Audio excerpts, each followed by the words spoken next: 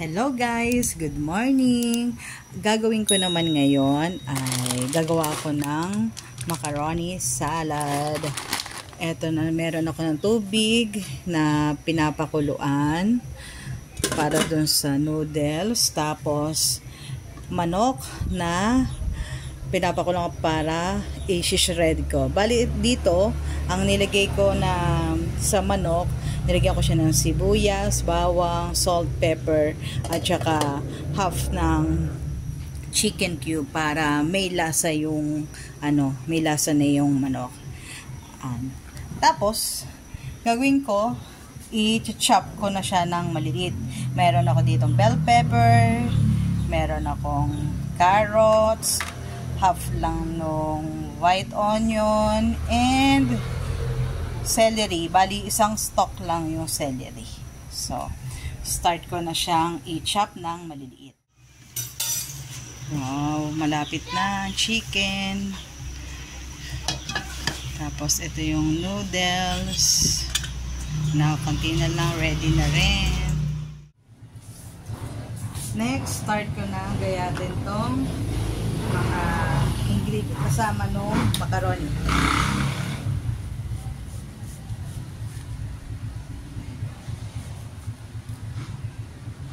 Itatry ko sana na gamitin na lang yung food processor ko na maliit para mas madali. Isang na lang, kaso masyado naman siyang pino. Ang gusto ko parang may crunch pa, kaya imanual ko na lang ng chop.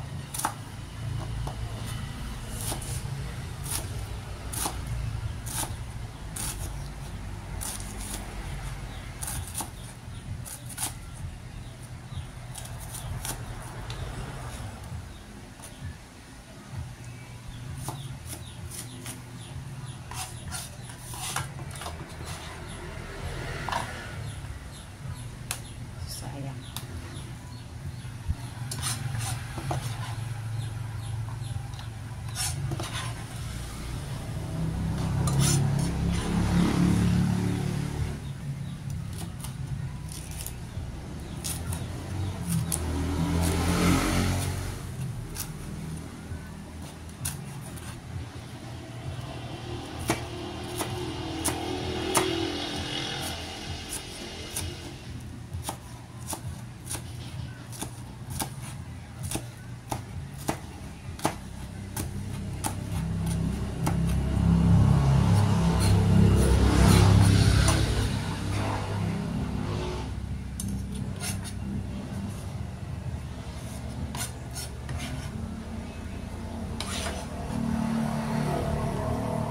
Nahango ko na pala yung chicken kanina.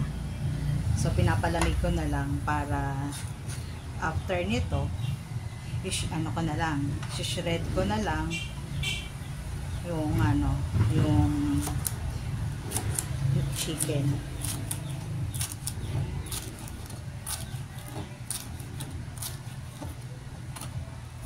Kabayo. O, diba? Ingat. Kasama pa ang aking daliri sa pag-chop.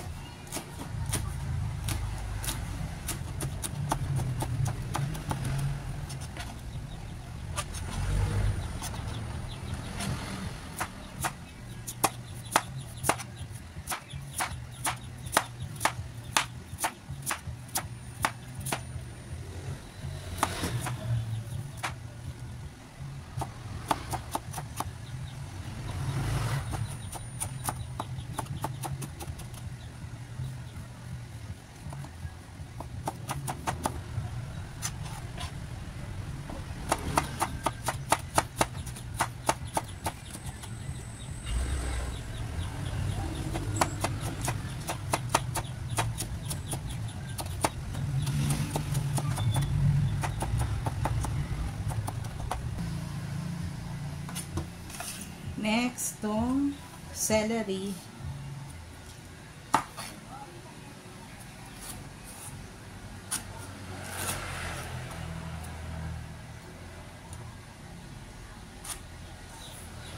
Maliliit lang din ang gaya.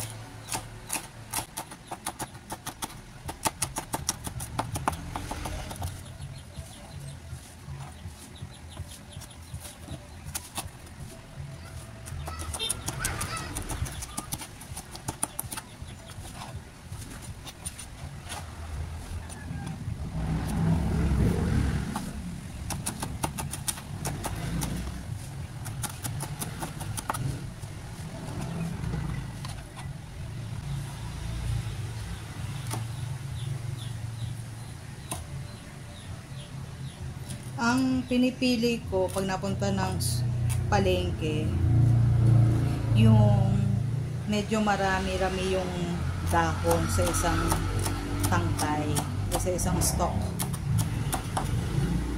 Kasi yung dahon pampalasa din kasi yan. Yung iba nga lang ayaw ng lasa ng celery.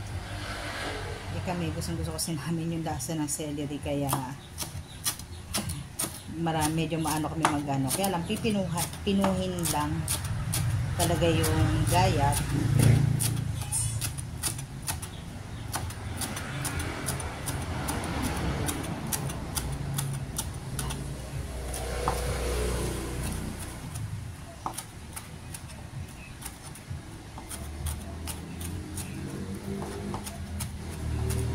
Yung iba ang ginagamit yung stock lang. Kami, sinasama namin ang dahon.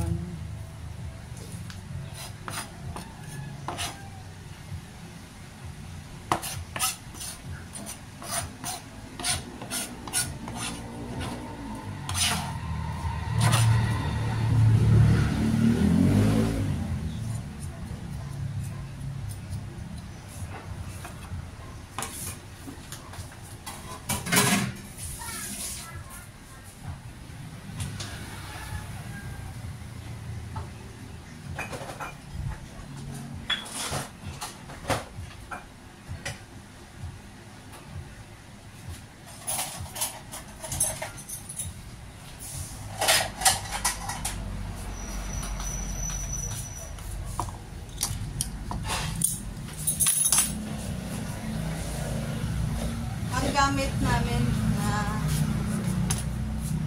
pineapple is crush. Hindi ko alam kung iba marunong pang gumamit ng gantong klase ng pangbukas, pero kasi ito matanda pa ata ito sa amin eh. Galing pa kasi ito sa lolo namin. Baka yung iba ang alam na lang yung mga modern na can opener.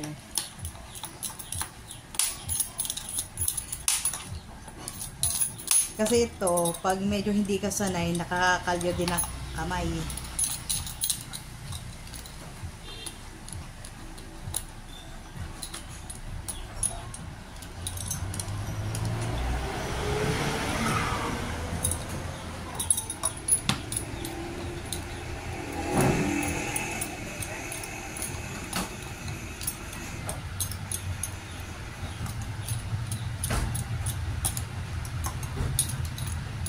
Lalo na kapag marami yung binubuksan ng dilata, tapos ganito yung klase ng pambukas mo, ay napakasakit sa kamay yan.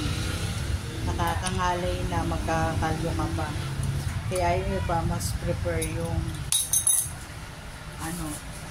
mas prefer nila yung isang klase ng can opener. So i-drain ko lang to kasi kukunin ko lang naman ay yung laman.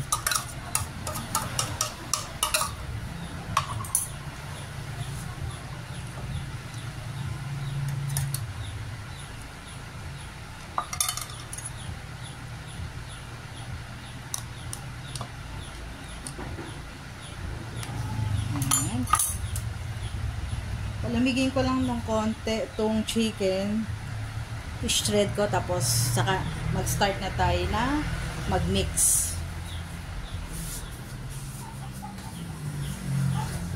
After ko na i-prepare na lahat yung sahog nung macaroni salad, so pagsasama-samahin ko na siya. So gawin ko muna, ilagay ko muna ang mayonnaise. Ang maganda, gumamit po kayo ng, sa amin, ang ginagamit namin ito po, recipe na to, ay recipe namin na, madalas po namin na ginagawa dito sa macaroni salad. Ginagamit po namin ay real mayo talaga. Kasi iba talaga yung blend niya sa kahit anong brand ng real mayonnaise ang gamitin, para mas maganda lang yung blend or yung lasa sa macaroni salad.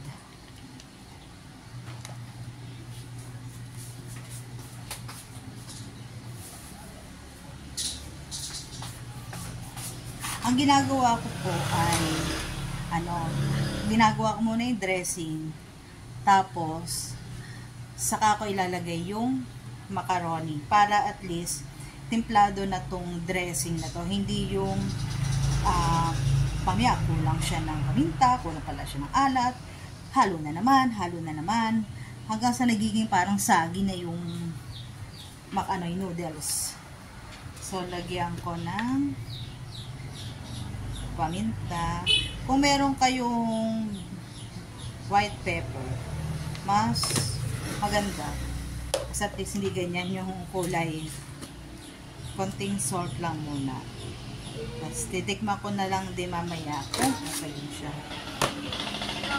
Ang nilalagay po ay asukal.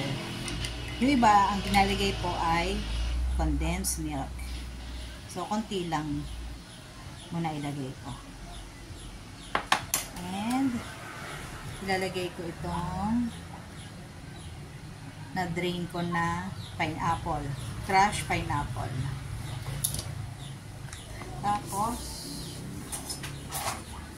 nilalagyan ko din ng pickles.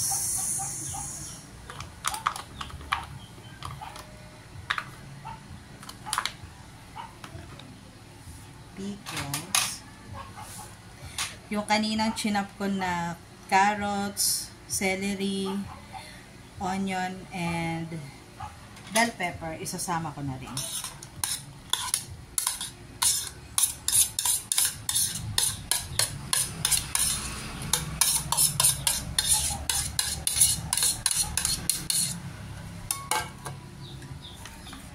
Ham, kanina, chinap ko na ito. Bali, ito pong ham, ang ginagawa ko po pag gumagawa ko ng macaroni salad. Pagkatapos ko po nalutuin yung manok, ito naman yung iba-blanch ko para may lasa yung ham. Blanch lang naman or yung saglit ko lang na papakuluan. Tapos papatiktikan ko, tapos saka ko siya i-chop ng ganito rin kaliit. Hindi ko lang siya binablanch ng tubig lang. Sinasama ko siya sa yung pinagkuluan ng manok para may lasa. Tapos tapos cheese. Chop lang din na maliliit. Bahala po kayo kung gaano po karami ang inyong nilalahok. And yung chicken na shinered ko.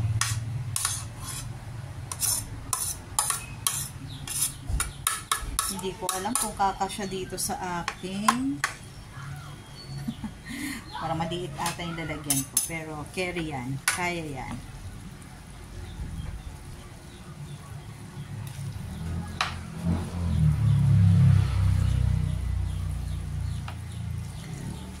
Pag nakukulangan ka sa mayo, dagdagan lang ng tapos timplahan na lang ulit.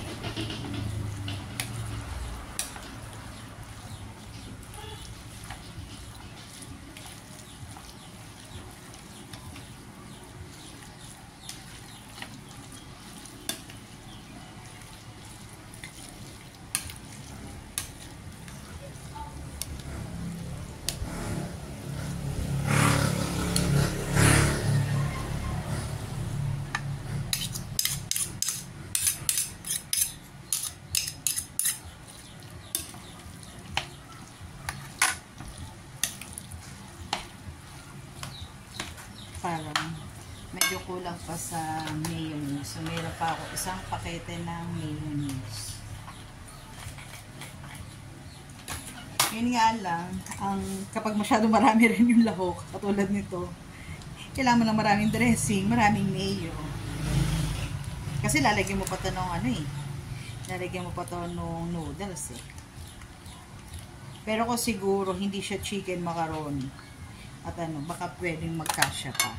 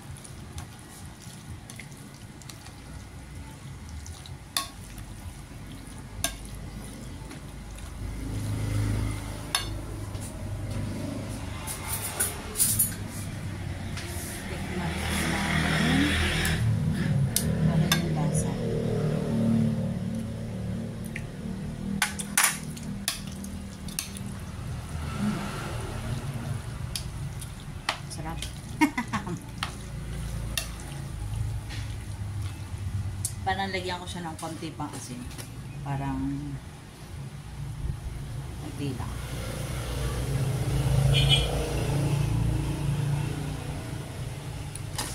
And salt at paminta. Dagdagan ko ulit.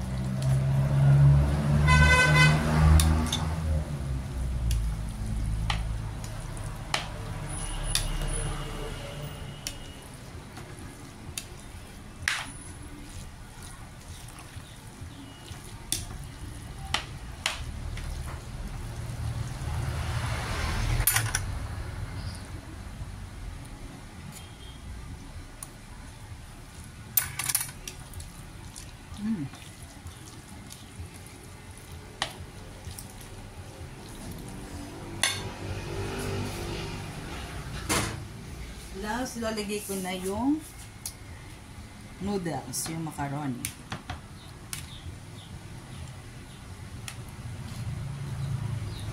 Hindi ko muna ilalahat.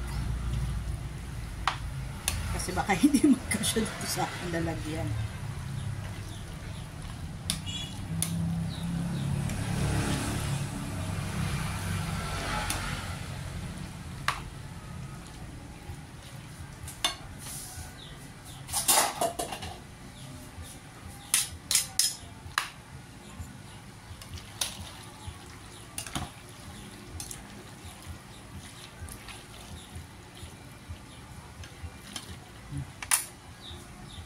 Pangkasya naman. So, yan na. Linisin ko muna.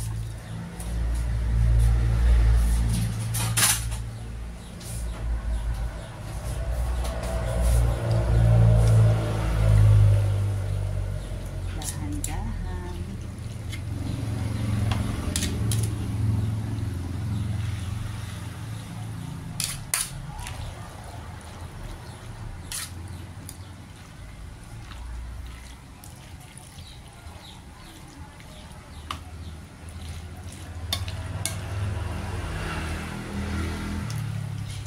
Yung niluto ko na noodles, I think 500 grams or kalahating kilo.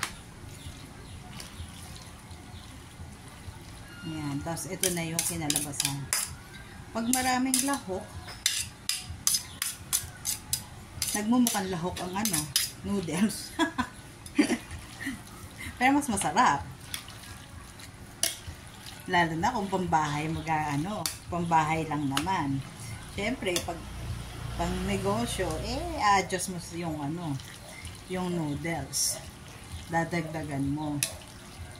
Pero kung pang bahay, hanggat kaya mo maglagay ng lahok, go.